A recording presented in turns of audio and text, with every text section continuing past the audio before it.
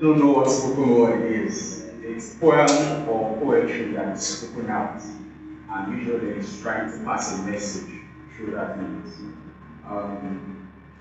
The name of the piece I'm going to do is called The Exchange. In light of the season that we are in, this Easter, it was created based on that. And I'm going to be describing the story in the Bible. I think that some movies have not given justice to it, the way they depicted the character I'm going to portray it. And I hope that by the end you are agree with me. Amen. Yeah. I woke up to the sound of metal hitting each other. The cold from the ground seeped into my cheekbone because I'd been laying there with no cover.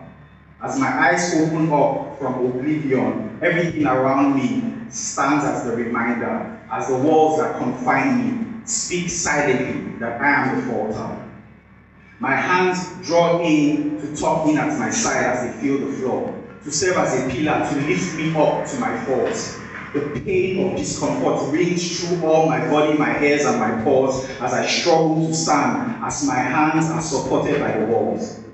I hear steps coming. They seem to be in a haste. Step by step, and next thing you know, they are in front of my gate. I look sternly, but fear is dancing behind my teeth. Is this the end? There's a question in my mind. Is this it? You filthy maggot, says the grumpy soldier as he looks at me with disgust. Get ready, we are taking you out. Man, this must really be the worst. He opens the prison bars and opens the door wide, then jumps in the soldiers that were standing by his side. They pin me to the wall and bind my hands together with a chain. But there's no fight left for me, because it seems this is actually the end.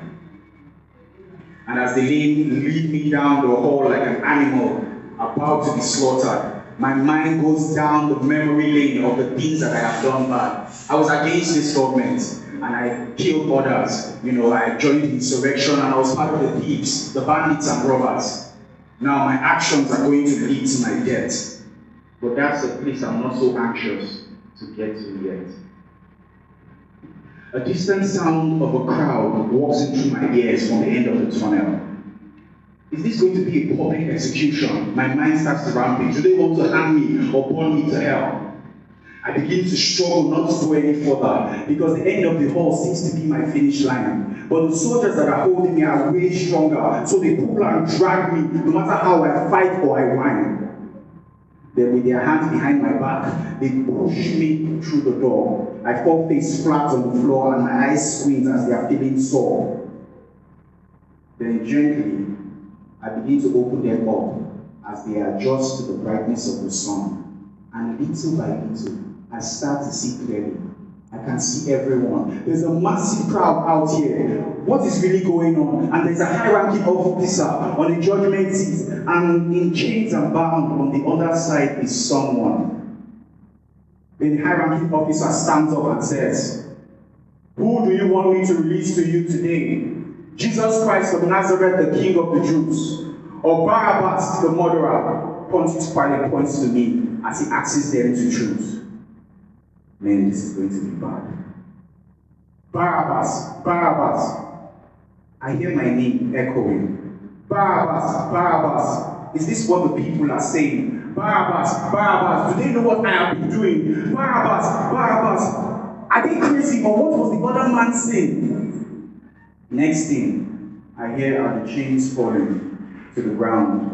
The sound breaks something in me. I'm confused now. How is it that I am free? What does this mean that my sin has been wiped out clean? That's when I saw it, and I noticed as I gazed at the other prisoner, bound in thorns and chains, but his eyes were free. That's when I saw the exchange, that it was his life for me. A couple of hours later, on the hills of Golgotha, I saw my death on the cross. He died for me. So now, I am living for him. This means that I am free, because the tombstone that was rolled open says it's empty. Amen.